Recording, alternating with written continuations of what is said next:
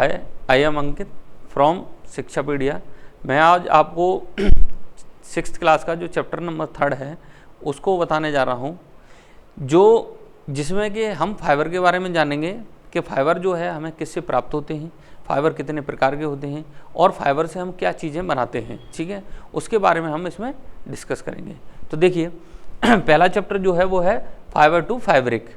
Fibre to fabric, fibre का मतलब होता है रेशेदार और फैब्रिक का मतलब होता है उन रेशों से बुन के अगर कोई चीज़, जैसे कपड़े के रूप में हम जब यूज़ करते हैं उसको हम फैब्रिक कहते हैं। फाइबर से बनने मिलकर जो चीज़ कपड़े के रूप में निकलती है उसको ही हम क्या कहते हैं, फैब्रिक। तो देखिए फैब्रिक टू फाइबर मतलब फाइबर से फैब्रिक कैसे बनाते हैं, ये आपका हेडिंग है चैप्टर का। ठीक है, उसके बाद देखिए कि a material which is available in the form of thin and continuous strand is called fibre. इसका मतलब है कि वे रेशे जो मतलब लगातार तुम्हें दिखाई पड़ते हैं या लगातार, या आप कह सकते हो कि a material which is available in the form of thin, वह पदार्थ जो एक पतले और लगातार धागे के रूप में अगर तुम्हें प्राप्त होता है तो उसी को हम क्या कह देते हैं, फाइबर। ठीक है, ऐसा मटेरियल जो पतले धागे और लगातार धागे के रूप में हमें जो प्राप्त होता है उसी को हम क्या कह देते हैं, फाइबर। दूसरा है कि the thin strands of thread that we see are made up of still thinner strands called fibres. देखिए वहीं अगर जैसे कोई धागा है तो वो जो धागा होता है वो और छोटे छोटे धागों से मिलके बना होता है, पतले पतले धागों और भी स्ट्रैंड से बन के बना होता है। इनको हम क्या कह देते हैं, बहुवचन फाइबर्स कह दिया है इसमें। अगला है the cloth produced by weaving और knitting textile fibre is called fabric. वहीं जब हम फाइबर को, जो फाइबर है आपके पास, उस फाइबर को बुनकर, या अब देखिए बुनाई जो होती है या तो आपकी हाथों से होगी या किसी उपकरण के द्वारा, या तो आप धागे में सीधा सीधा धागे को सेट करते जाओ तो वो वीविंग होगा, और वहीं जब किसी उपकरण की मदद से उसको हम बुनते हैं, जैसे सराई वगैरह गांव में कहते हैं उसको, सराई वगैरह से अगर हम चीज़ों को बुनते हैं तो उसको हम नाइटिंग कहते हैं। दोनों हैं बुनाई, लेकिन तरीका अलग अलग है बुनने का। ठीक है, तो वो कह रहा है कि the cloth produced by weaving और knitting textile fibre is called fabric. तो जो आपने बुनकर, जो फाइबर से बुनकर जो चीज़ प्राप्त की है टेक्सटाइल के रूप में, उसी को हम क्या कह देते हैं, फैब्रिक। देखिए अगला है there are 2 types of fibre. वहीं जो फाइबर होते हैं वो कितने प्रकार के होते हैं, आपके 2 प्रकार के होते हैं। कौन कौन से, एक होता है नेचुरल फाइबर में और दूसरा होता है मैनमेड या सिंथेटिक, जिसको कह देते हैं। सिंथेटिक या मैनमेड का मतलब होता है जो मनुष्य अपने हिसाब से बनाता है, मतलब उसमें जो आप प्राकृतिक जो दे रखा है उसमें कुछ हेर फेर करेगा या उसमें क्या करेगा, उसको मॉडिफाई करके खुद अपनी प्रेजेंस की वजह से उसमें क्या कर देगा, कुछ बदलाव कर देगा, तो वो सिंथेटिक हो जाता है। ठीक है, और फाइबर जो प्राकृतिक रूप से हमें फाइबर के रूप में जो फाइबर जो प्राप्त होती है हमको, उसको हम नेचुरल फाइबर कहते हैं। जैसे देखिए पहला है टाइप्स ऑफ फाइबर। तो नेचुरल फाइबर्स में पहला जो दे रखा है टाइप्स ऑफ फाइबर में वो नेचुरल फाइबर है। The fibres which are obtained from plants and animals are called natural fibre. वह फाइबर जो या तो हमें किसी जानवर से प्राप्त हो या पेड़ों से प्राप्त होती है उसको हम क्या कह देते हैं, natural fibre.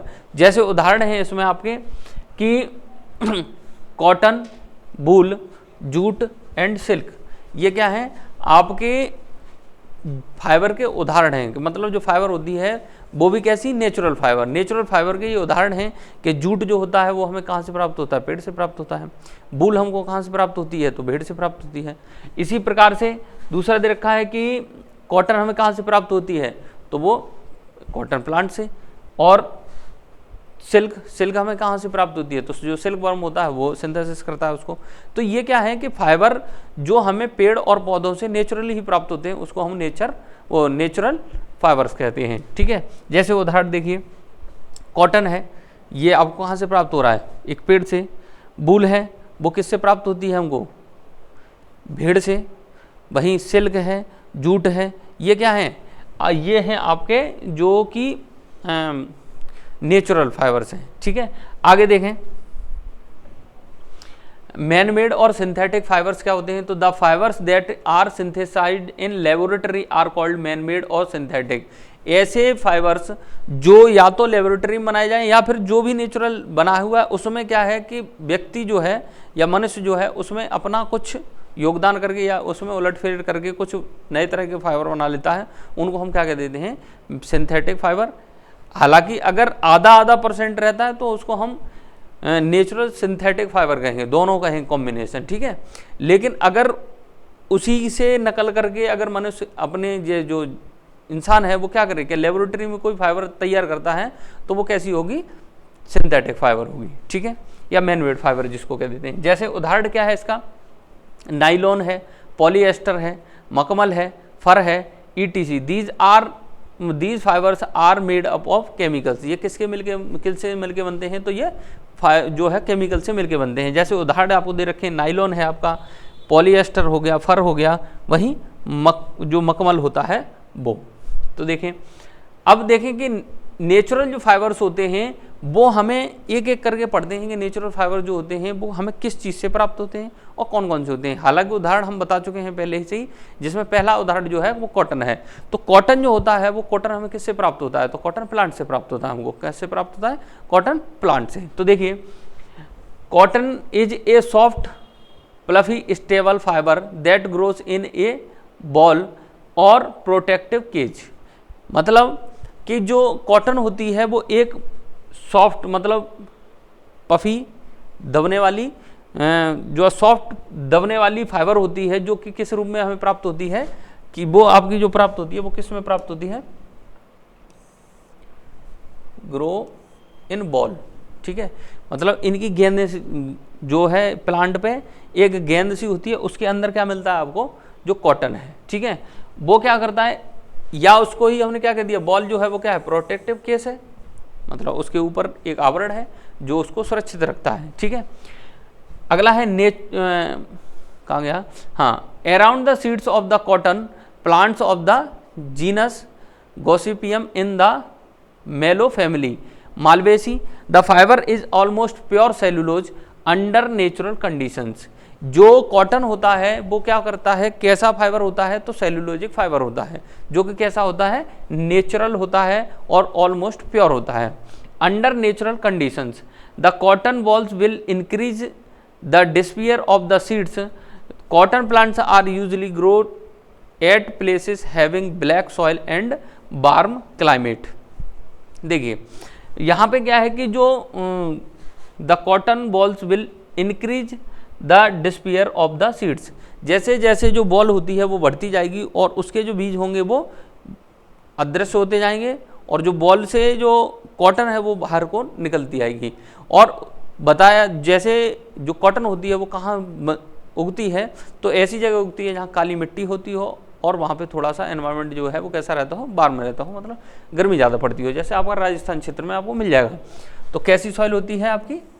Black soil and warm climate. ये कंडीशन है अगर कॉटन जो होती है वो कहाँ उगती है?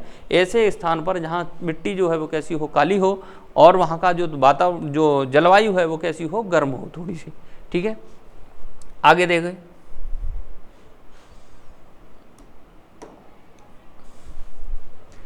The fibre is most often spun into yarn or thread and used to make a soft breathable textile. The use of cotton for fabric is known to date to prehistoric times. Fragments of cotton fabric dated to the 5th millennium BC have been found in the Indus Valley civilization. मतलब ये है कि जो cotton है वो हमें कहाँ से, मतलब कहाँ इसका व्याख्यान है? तो जो इंडस वैली जो सभ्यता है वहाँ से, वहाँ पे भी ये क्या है कि जो फाइबर है नेचुरल फाइबर में भी कॉटन जो था वो उगाया जाता था उस समय से। तो बहुत पुराने से ही यही क्या है नेचुरल फाइबर के रूप में हमें प्राप्त होता आ रहा है। देखिए, और दूसरी चीज़ यहाँ पे जब भी जो कॉटन होता है, कॉटन जो होता है बहुत सॉफ्ट मतलब जो कॉटन के कपड़े बनते हैं वो बहुत ही ज़्यादा कैसे होते हैं, सॉफ्ट होते हैं, जो कि क्या है आसानी से उसमें से जो एक गैस है वो आसानी से एक्सचेंज होती रहती है। ठीक है, इसीलिए कहा जाता है कि गर्मियों में कॉटन के कपड़े पहनो, जिससे क्या है कि जो हीट है या शरीर से जो गर्मी है या हवा जो है आसानी से आसपास होती रहे। इसीलिए गर्मियों के समय में सबसे अच्छा माना जाता है कि कॉटन के कपड़े ही हमें पहनने चाहिए। ठीक है, आगे देखें, process of making cotton, cotton को बनाने की प्रक्रियाएं जो होती है वो कैसी होती है, तो from field to fabric the process of making cotton transforms the raw fibres into thread और yarn and fabric in 3 steps, preparation, spinning and weaving. इसका मतलब है कि जो कॉटन होती है वो किसी भी खेत से हम कैसे बनाते हैं। तो देखिए इसमें क्या है, 3 स्टेप रहते हैं। पहला ये कि पहले हम क्या करते हैं, जो कॉटन है उसको प्राप्त करते हैं किसी भी प्लांट से। जैसे मान के चलो इसमें जो दे रखा है, इसमें क्या है कि ये खेत है जिसमें क्या है कॉटन लगी हुई है, जो कि इंसानों द्वारा क्या कर ली जाती है, उसको इन बॉलों को तोड़ लिया जाता है। इन बॉलों को तोड़ने के बाद क्या किया जाता है कि इसके साथ जो इसके ऊपर चढ़ा हुआ जो बॉल केस या प्रोटेक्टेड केस होता है उसको अलग कर दिया जाता है। इसमें जो बीज होते हैं उसको भी अलग कर दिया जाता है। और यहाँ तक ये क्या है, एक पूरा कॉम्प्लेक्स वो दे रखा है। इस फॉर्म में इसको प्योर जो कॉटन फाइबर होते हैं उसको हम निकाल लेते हैं। फिर हम क्या करते हैं, 3 चरण होते हैं किसी जो कॉटन को प्राप्त करने में। तो हम पहले क्या करते हैं कि कॉटन को प्रिपेयर करते हैं, कॉटन इस रूप में बनाते हैं। मतलब इसमें जो एक्सटर्नल पार्ट जो होता है उसको हम क्या करते हैं, वहाँ से साफ करते हैं। सिर्फ कॉटन जो फाइबर होते हैं उसी को प्राप्त करेंगे। दूसरा फिर क्या करेंगे, उसके घुमा के जो है क्या बनाएंगे, हम धागे बनाएंगे लंबे लंबे से। ठीक है, तो स्पिनिंग करते हैं एंड वीविंग, और उसके बाद क्या करते हैं, बुनाई करके हम क्या कर देते हैं, कपड़ा बना के तैयार कर देते हैं। ठीक है, तो देखिए पहला जो है preparation, to be used for thread और fabric, raw seeds cotton must cleaned and free of debris, seeds burs dirt, stems and leaf material are removal from the cotton during ginning. तो देखिए जो गिनिंग के दौरान हम क्या करते हैं, जैसे इसमें क्या है, मशीन के द्वारा जो हमने जो फील्ड से फाइबर जो है कलेक्ट किया कॉटन, उसको हमने क्या किया कि मशीन की मदद से क्या किया, उसमें से जो भी उसमें जैसे पत्ती हुई या स्टेम वगैरह जो उसका लकड़ी है पार्ट, या उसके ऊपर जो प्रोटेक्टिव जो केस था वो आ गया पार्ट, क्योंकि हम साथ के साथ तोड़ रहे हैं उसको, उसमें कुछ बीज भी होंगे। तो उस सारे मटेरियल को हम जब साफ़ करते हैं, ठीक है, तो सिर्फ और सिर्फ हम किसका यूज, वहाँ से क्या रॉ मटेरियल के रूम में हम सिर्फ और सिर्फ उसमें से क्या प्राप्त करते हैं, जो कॉटन के फाइबर होते हैं वो निकाल लेते हैं। बाकी जो पार्ट होता है प्लांट का उसको रिमूव कर देते हैं, वहाँ से हटा देते हैं। चाहे उसके साथ में कुछ भी हो, गंदगी मिट्टी वगैरह कुछ भी होती है, उसको हम क्या कर देते हैं, हटा देते हैं। तो जो प्रोसेस होती है हटाने की वो क्या कहलाती है, आपकी गिनिंग कहलाती है। तो देखिए the process of removal of seeds from cotton balls by combing is called as ginning. तो वह प्रोसेस जिसके द्वारा हम ये प्रक्रिया करते हैं, जैसे किसी जो कॉटन की बॉल है जो उसको निकाला, उसमें से जो फाइबर है उसको निकालने और बाकी जितना भी रिमेनिंग पार्ट है उसको अलग करने का काम जो करते हैं, इस प्रोसेस को हम क्या कहते हैं, गिनिंग कहते हैं। जो कि इस चित्र के द्वारा देखिए आपको कैसे ये पार्ट जो है अलग हो रहे हैं। ठीक है, यहाँ से डाला, यहाँ से जो पार्ट है जैसे कहीं बीज है, कहीं ऊपर जो प्रोटेक्टर खोलसा होगा वो होगा, ये चीज़ क्या करेंगे, यहाँ गिर जाएंगे, और बाकी जो है प्योर तुम्हारे पास क्या प्राप्त होगा, जो कॉटन फाइबर्स हैं वो प्राप्त हो जाएंगे। देखिए दूसरा चरण होता है वो क्या होता है, स्पिनिंग होती है। स्पिनिंग का मतलब होता है घुमाना। ठीक है, तो spinning is the drawing out of and twisting of stands of fibres to form yarn और thread. It is a major part of the textile industry. तो देखिए जो सबसे बड़ी जो प्रक्रिया होती है या सबसे महत्वपूर्ण जो प्रक्रिया होती है वो होती है स्पिनिंग। जैसे हमारे पास जो कॉटन आया, तो जो रॉ मटेरियल के रूप में जब कॉटन आया तो उसमें क्या है कि जो सफ़ेद जो पार्ट था उसका वो हमें प्राप्त हो गया। अब हमने क्या किया, उसको घुमा घुमा के उसको कुछ जब शुरू में क्या था, हाथ से करते थे, फिर क्या है कि अब ये क्या किसके द्वारा होता है, मशीनों के द्वारा होता है। तो साथ के साथ उसको घुमाते जाते हैं और उसके धागे बनाते चले जाते हैं, ठीक है, धागे बनाते चले जाएंगे। तो इस प्रक्रिया को हम क्या कहते थे, स्पिनिंग, जिसमें क्या करते हैं हम उसको ट्विस्ट करते जाएंगे और धागे के रूप में उसको बढ़ाते चले जाएंगे। तो ये किसकी मदद से होता है, मशीनों की मदद से इसमें दिखाया गया। हालांकि ये काम जो है वो पहले हाथों से होता था, फिर वहाँ उसके बाद चरखे से होने लगा। गांधी के समय में क्या है, चरखे से होने लगा भाई। अब क्या है कि अब चरखा नहीं चलता, अब मशीनें चलती हैं। तो यहाँ पे क्या देखा है, मशीन के द्वारा जो दिखाया गया है, ठीक है। जैसे ट्विस्टेड वो है फाइबर थ्रेड बनाया, उसके बाद इसका क्या बना लिया, गुल्ला बना लिया, ठीक है। इसको अभी भी कैसा है, ये कच्चे रूप में है, धागा बना है। तो देखिए स्पिनिंग की दूसरी प्रोसेस जो है वो क्या है, the process of making yarn from fibre, fibres से जो धागे बनाने की प्रक्रिया होती है वो क्या होती है, स्पिनिंग कहलाती है। In this process fibres from a mass of cotton wool are drawn out and twisted, मतलब जो कॉटन वूल है उसको हम निकालते हैं और उसको ट्विस्ट करके क्या बनाते हैं, उसके धागे बना देते हैं। This brings the fibres together to form a yarn, जिससे क्या है, एक धागे का निर्माण होता है, लंबे से धागे का निर्माण होता है। देखिए the simple device used for spinning is a hand spindle also called takli. देखिए टकली इसमें तो नहीं दे रखी, जो क्या गई तुम्हारे पास, जो टकली थी उसमें क्या होता था, टकली पहले चला करती थी गांव में, अभी भी कहीं कहीं तुमको मिल जाएगी। जब जिसको सन जूट होता है, जूट को जब हम उसकी रस्सियाँ बनाते हैं तो हम क्या करते हैं, उसमें 4 वो निकली होती थी, जिस तरीके से पंखा होता है आपका, उसी तरीके से उसमें 4 पंखुड़ी सी होती थी, और ऊपर क्या होता था, एक डंडा, जैसे पंखा लगा होता है उसी प्रकार से। उसमें क्या करते थे हम, एक व्यक्ति पीछे से उसमें जो धागा है, जो फाइबर वूल है, जो कॉटन फाइबर वूल जो है उसको क्या करता था, साथ के साथ जोड़ता जाता था। एक व्यक्ति आगे जाके उसको क्या करता था, ट्विस्ट करता जाता था, उसको घुमाते जाता था, और उससे क्या करता था, वो एक धागा लंबा सा बनाता चला जाता था, जो कि उसी के ऊपर लिपट देता था। तो उसको हम क्या कहते हैं, वो सिंपल था, पहले गाँव में जो हुआ करता था वो था। तो उससे क्या करते थे, उसको हम क्या कहते थे, टकली, ठीक है। उसके बाद क्या हुआ कि another hand operated device is called चरखा।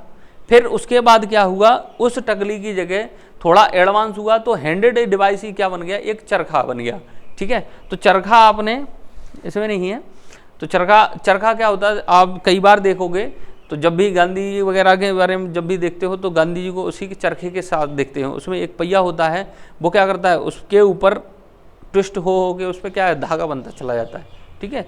तो वो क्या कहलाता है, आपका चरखा कहलाता है। तो देखिए फिर है spinning of yarn on a large scale is done with the help of spinning machines. After spinning yarn are used for making fabrics.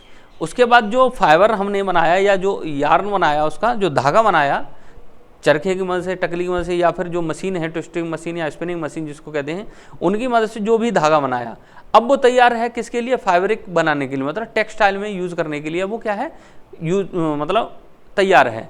तो सबसे बड़ा जो भाग होता है जो किसी भी फाइबर को प्राप्त करने में, तो वो यही होता है कि धागे के रूप में उसको स्टेबलिश करने में, ठीक है। देखिए उसके बाद आता है यार्न टू फैब्रिक।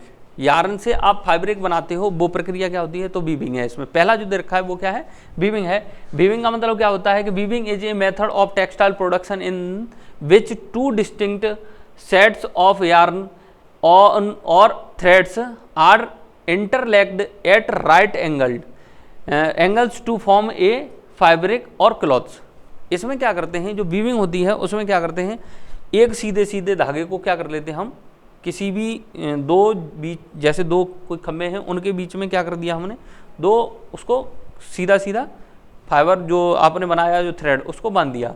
उसके बाद क्या किया, एक 90 डिग्री पे उसके में वहाँ पे क्या करना स्टार्ट किया, दूसरे धागे को वहाँ से पुरोना स्टार्ट कर दिया। तो इस प्रक्रिया को हम क्या कह देते हैं, वीविंग। जैसे ये दे रखा है, जैसे एक धागा सीधा ऐसे ऐसी लेयर बना दी, उसके बाद क्या किया, इनके 90 डिग्री पे हमने क्या किया, दूसरे को पुरोना स्टार्ट कर दिया। तो ये प्रक्रिया जो होती है वो क्या कहलाती है, आपकी वीविंग कहलाती है। तो देखिए the longitudinal threads are called warp. इसमें जो लॉन्गिट्यूडनल थ्रेड होता है उसको हम क्या कहते हैं, रैप, लॉन्गिट्यूडिनल थ्रेड जो होता है उसको हम रैप कहते हैं। वहीं पे जो आपका लेटरल थ्रेड होता है उसको हम क्या कहते हैं, वेफ्ट या फिलिंग, उसको हम क्या कहते हैं, वेफ्ट या फिलिंग। जो सीधे सीधे हमने दो खंभों के बीच में अगर कोई फाइबर जो यार्न है या थ्रेड्स हैं उनको लगाया, उनको तो हमने क्या कह दिया, वेफ्ट। और वहीं जो यूँ उनसे बुनाई स्टार्ट की जो दूसरा धागा था उसको हमने या तो फिलिंग कह दिया या फिर वेफ्ट कह दिया, ठीक है। उसके बाद देखिए weaving of fabric is done on looms, looms are of two types, hand looms and power looms. अब जो लूम्स होता है उसको या तो हम पावर के रूप में किसी मदद से, जैसे जो है पहिया नीचे चला रहे, जैसे तुमने देखा होगा जो आपकी सिलाई करने की मशीन होती है उसमें क्या है वो पैर से चलाते हैं, कुछ लोग हाथ से चलाते हैं, तो हाथ से चलने वाली होती है, कुछ पैरों से चलने वाली। ऐसे ही इसमें भी होता है कि जो आसानी से ज़्यादा से ज़्यादा चक्कर बनाते हैं उसको लिए क्या है पावर लूम्स यूज़ करेंगे, या फिर हम क्या करेंगे हाथ से जो बोएंगे उसको लूम्स जो हैं दो प्रकार के, या तो हैंडेड होगा या फिर पावर लूम्स होगा, ठीक है।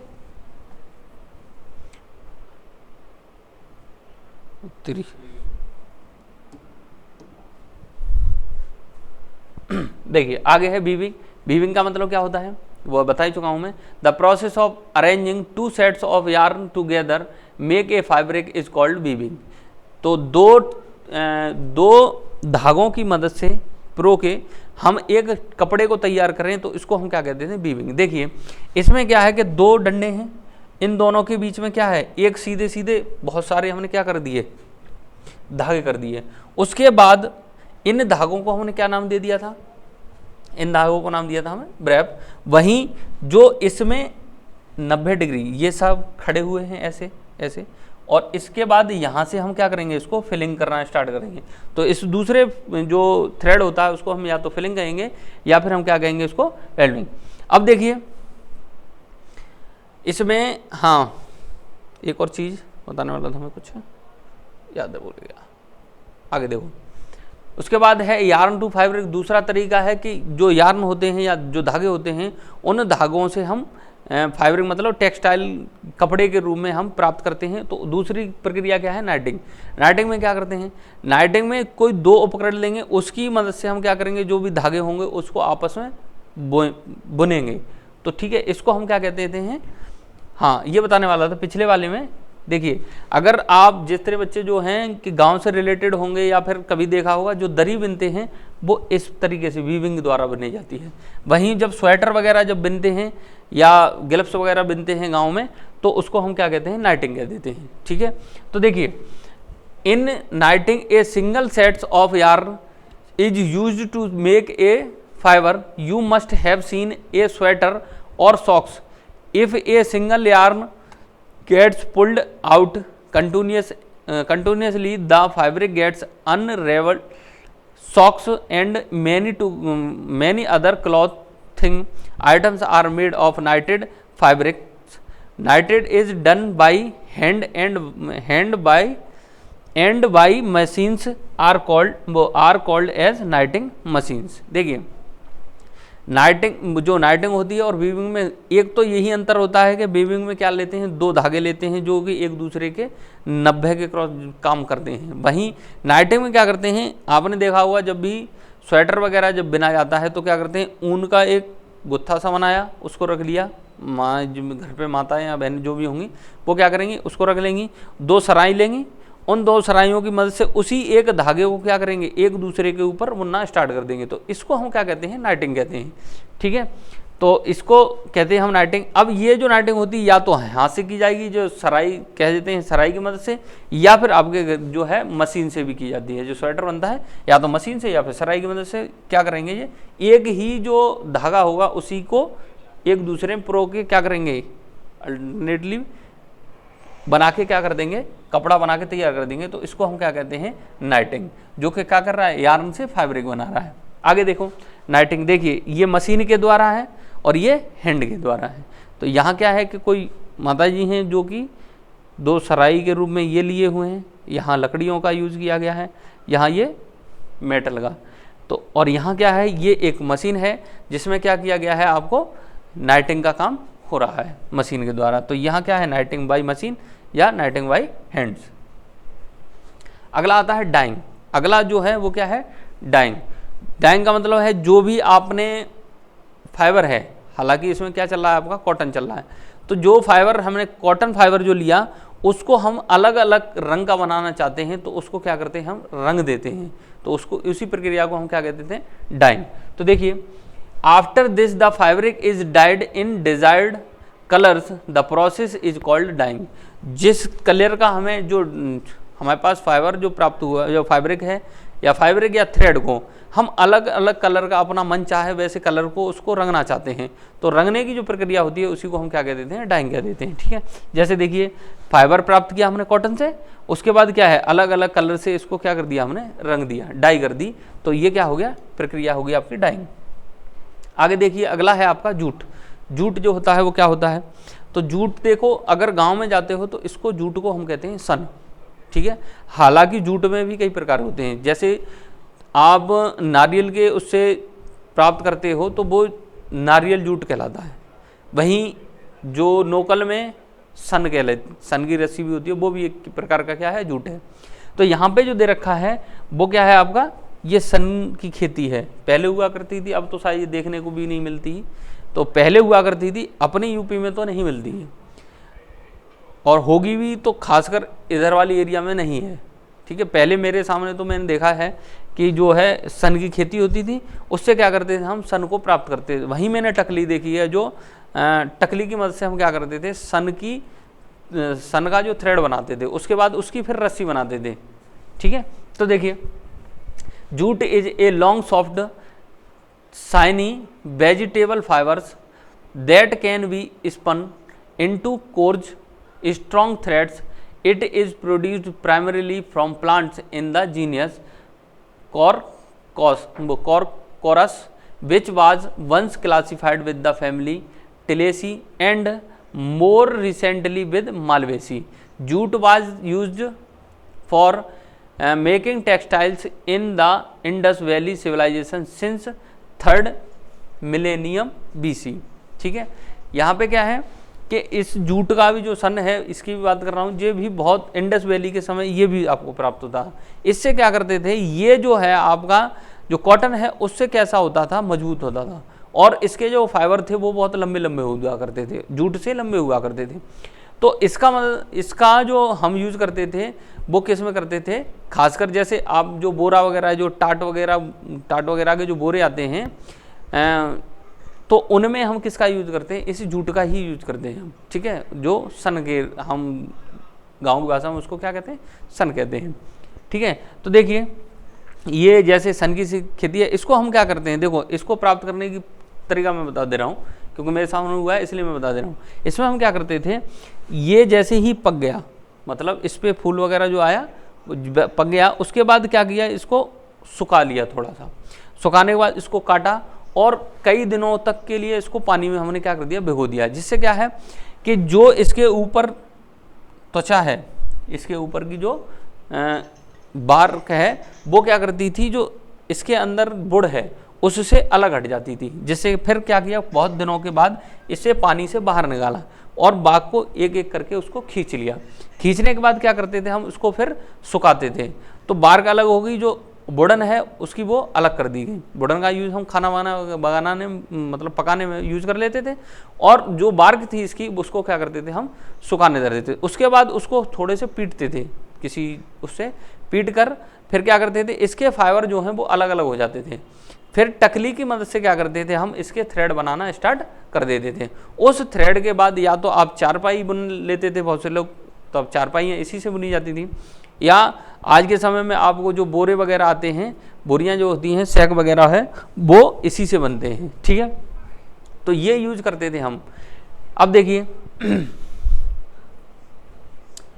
Process of making jute. अच्छा, jute is obtained from the stem of jute plants, it is cultivated during the rainy season. इसको कब बोया जाता है, rainy season. In India jute is mainly grown in West Bengal, Bihar and Assam. तो अपने यूपी में अब नहीं है, लेकिन कुछ कुछ जगह पे, जैसे मेरे टाइम पे मेरे क्षेत्र में हुआ करता था थोड़ा बहुत। तो ठीक है, अब ऐसे यूपी में है भी नहीं। तो the jute plant is normally harvested when it is at flowering stage. The stems of the harvest plants are tied and bundles and immerse in water for a few days, this called retting. ये प्रक्रिया जो पानी में डुबोने की जो होती थी उसको क्या कहते थे हम, बेटिंग कहते थे, वो रेटिंग कह देते थे। The stems root and fibres are separated by hand. उसके बाद जो वुडन पार्ट था उसको और जो उसका बार्क था, स्टेम में जो ऊपर लगी हुई जो खाल थी, उसको हम हाथ के द्वारा अलग कर लिया करते थे। ये मैं पहले बता चुका हूँ। उसके बाद क्या किया, इस ऐसे ये अलग हो गई खाल, जो बार्क हुई उसको क्या किया हमने, सुखा लिया। सुखाने के बाद थोड़ा सा इसको पीटा, पीटने के बाद क्या किया हमने, ये थ्रेड उस टकली की मदद से क्या किया, थ्रेड बनाना स्टार्ट कर दिया। आज ये किससे होता है, मशीन से होता है। और मशीन के द्वारा ये आप या मार्केट में अभी भी चले जाओ तो कहना कि सन की रस्सी दे दीजिए, सूतली जिसको कहते हैं, तो वो सूतली जो बनी होती है वो किसकी बनी होती है, जूट की बनी होती है, ठीक है, जिसको हम सन की कहते हैं। आज के लिए चैप्टर आपका जो है ख़त्म होता है। आज के लिए इतना ही। मेरा पढ़ाया हुआ अगर कोई दिक्कत होती है या कोई भी सवाल आप मन में आता है जो नहीं समझ में आया तो प्लीज़ कमेंट करके मुझसे पूछ सकते हैं।